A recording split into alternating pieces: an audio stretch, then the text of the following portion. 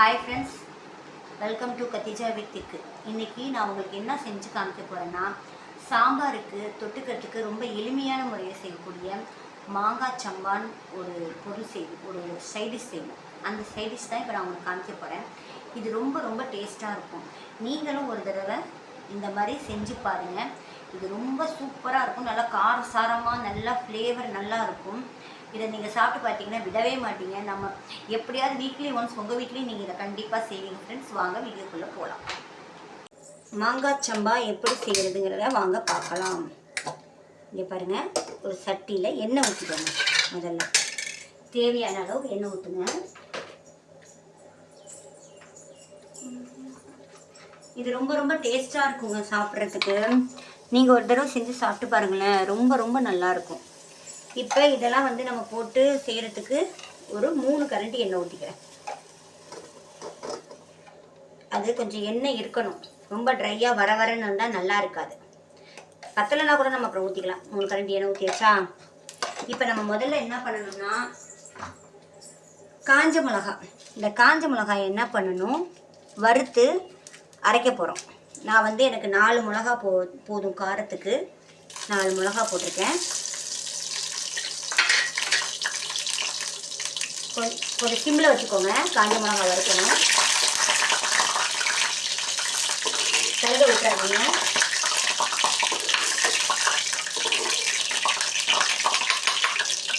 இதை பாருங்கள், வறுத்து மிக்ஸி கப்பில் போட்டுட்டேன். இதோட என்ன சேர்க்க போகிறேன்னா, பொட்டுக்கடலை சேர்க்க போகிறேன். பொட்டுக்கடலையும் காஞ்ச மிளகாயை வறுத்துடணும். அதை நல்லா கவனிச்சுக்கோங்க. பச்சையாக போடக்கூடாது. காஞ்ச மிளகாயை தெரியுதா? காஞ்ச மிளகாயை நல்லா வறுத்துருங்க. அதுதான் முக்கியம். காஞ்ச மிளகாயை வறுத்துட்டு இவ்வளோ பொட்டுக்கடலை போட்டால் போதும். ஓகேங்களா? பொட்டுக்கடலை போட்டாச்சு. இதை ரெண்டையும் நல்லா மிக்சியில் அரைச்சிக்கோங்க. ஓகேங்களா? இதை அரைச்சிக்கலாம். நான் அரைச்சிட்டு உங்களுக்கு காமிக்கிறேன். இதை அரைச்சிக்கலாம் அப்புறமா. இப்போ என்ன செய்ய போகிறோம்னா, ஒவ்வொரு பொருளாக அந்த எண்ணெயில் போட்டு நம்ம வறுத்து எடுக்க போகிறோம். முதல்ல பூண்டு மட்டும்தான் போடணும், வேறு எதுவும் போடாதீங்க. பூண்டை நல்லா பொன்னிறமாக வதக்கி இந்த மாதிரி ஒரு பவுலில் நான் எடுத்து வச்சுப்பேன். நல்லா பொன்னிறமாக வதக்கணும். அதுதான் ரொம்ப முக்கியம். இதை ரொம்ப ரொம்ப டேஸ்ட்டாக இருக்குங்க. நீங்கள் ஒரு தடவை செஞ்சு பாருங்கள். இவ்வளோ டேஸ்ட்டாக அப்படின்னு நினைப்பீங்க. இந்த மாதிரிலாம் நீங்கள் செஞ்சுருக்க மாட்டீங்க. இது பர்மாவில் செய்வாங்களாம். பர்மாவில் இந்த மாதிரி செஞ்சு சாப்பிடுவாங்களாம். எங்கள் வீட்டில் எல்லாம் பர்மாவிலேருந்துலாம் வந்தாங்க. அதனால் என்ன பண்ணுவாங்க, இந்த பர்மாவில் உள்ள சில நிறைய டிஷ் எங்கள் அம்மா செய்வாங்க. அதில் இதுவும் ஒன்று. நல்லா பூண்டை பொன்னிறமாக வறுக்கணும். கருக விட்டுறாதீங்க. கொஞ்சம் வரும்போதே இப்படி சிம்மில் வச்சுக்கோங்க. அதுக்கு புஞ்சு ஆகுது. நல்லா வறுத்துக்கோங்க. பொன்னிறமாக தான் வரணும். கருக மட்டும் விட்டுறாதீங்க. கருக விட்டுட்டா அதோட டேஸ்ட்டு போயிடும் நமக்கு. அதுக்காக தான் சொல்கிறேன்.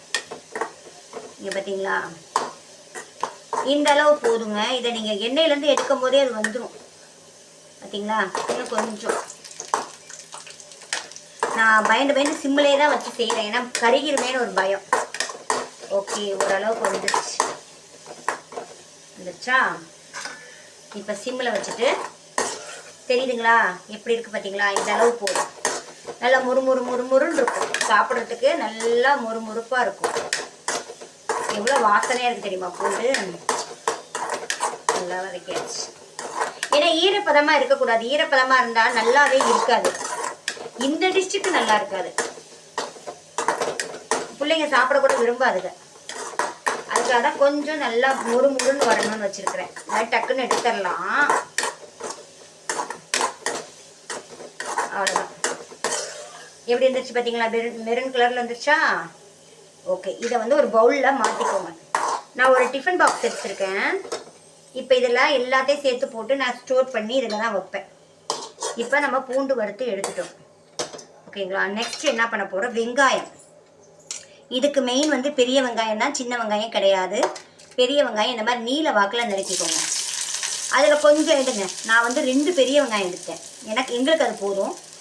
2 பெரிய வெங்காயம் எடுத்து அதை பாதி வேணும்னு வச்சுக்கோங்களேன். பாதியை நல்லா பொன்னிறமாக வதக்குங்க.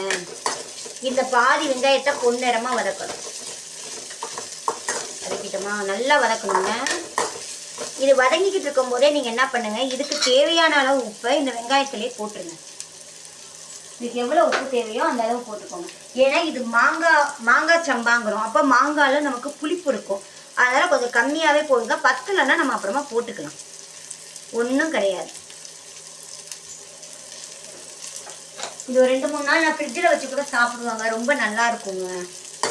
இதை நல்லா மொறுன்னு வறுக்கணும். இதுக்கு தண்ணிலாம் ஒன்றும் சேர்க்கறது கிடையாது, எல்லாம் ஆயிலில் வறுக்கிறது தான் இது ஒன்று. பொட்டுக்கல்லையும் வறுத்த காஞ்ச மிளகாயும் நம்ம நல்லா பொடி பண்ணி வச்சுக்கணும். அதையும் இதில் போட்டுருவோம். நான் செஞ்சு காமிக்கிறேன்.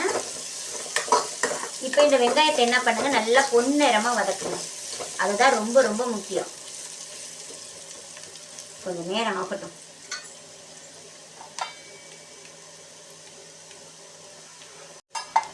இங்கே பாருங்க, வெங்காயத்தை நல்லா பொன்னிறமாக வதக்கிட்டோமா?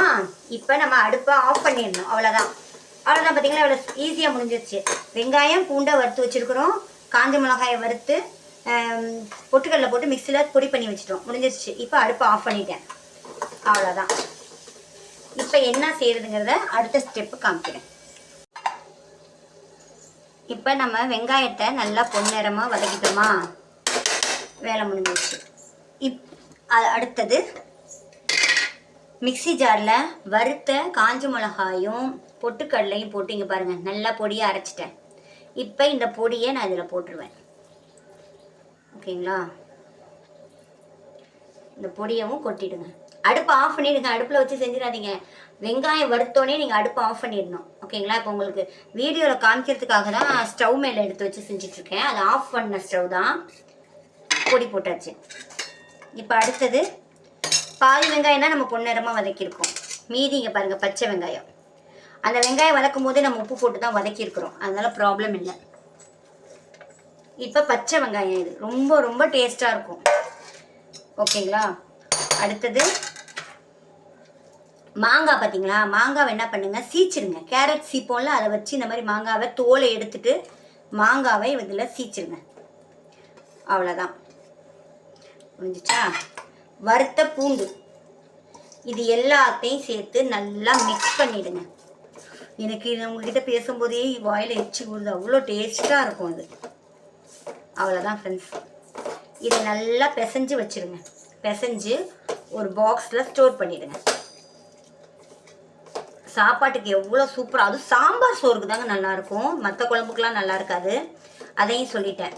சாம்பார், நம்ம வெங்காய சாம்பார் வச்சாலும் சரி, பாசிப்பருப்பு சாம்பார் வச்சாலும் சரி, அப்புறம் காய் போட்டு சாம்பார் வைப்போம்ல, அது எல்லாத்துக்குமே இது ரொம்ப ரொம்ப முக்கியம். முடிஞ்சிருச்சு ஃப்ரெண்ட்ஸ். இந்த மாதிரி ஒருக்கா நீங்கள் செய்து சாப்பிட்டு பாருங்கள், ரொம்ப ரொம்ப டேஸ்ட்டாக இருக்கும். என் சேனல் பார்க்குறவங்க கொஞ்சம் சப்ஸ்கிரைப் பண்ணுங்கள், லைக் பண்ணுங்கள், பெல் பட்டனை கிளிக் பண்ணுங்கப்பா. இதை நான் என்ன பண்ணுவேன், அப்படியே ஸ்டோரேஜ் பண்ணி வச்சுருவேன். இங்கே பாருங்கள் ஃப்ரெண்ட்ஸ், எல்லாம் செஞ்சு ஸ்டோர் பண்ணி வச்சுட்டேன். சாப்பிட்டு பார்த்தேன். பயங்கர டேஸ்ட், சொல்ல முடியல, அந்த அளவுக்கு டேஸ்ட். ஏன்னா மாங்காய் நல்ல புளிப்பு மாங்காவா, அந்த மாங்காவோடது, பூண்டு, வறுத்த வெங்காயம், பச்சை வெங்காயம் ரொம்ப ரொம்ப சூப்பராக இருக்குங்க. எப்படி சொல்ல, ரொம்ப ரொம்ப எம்மியாக இருக்குது. நீங்கள் ஒருக்கா இந்த மாதிரி செஞ்சு சாப்பிட்டு பாருங்கள் ஃப்ரெண்ட்ஸ். ஓகே ஃப்ரெண்ட்ஸ், பாய்.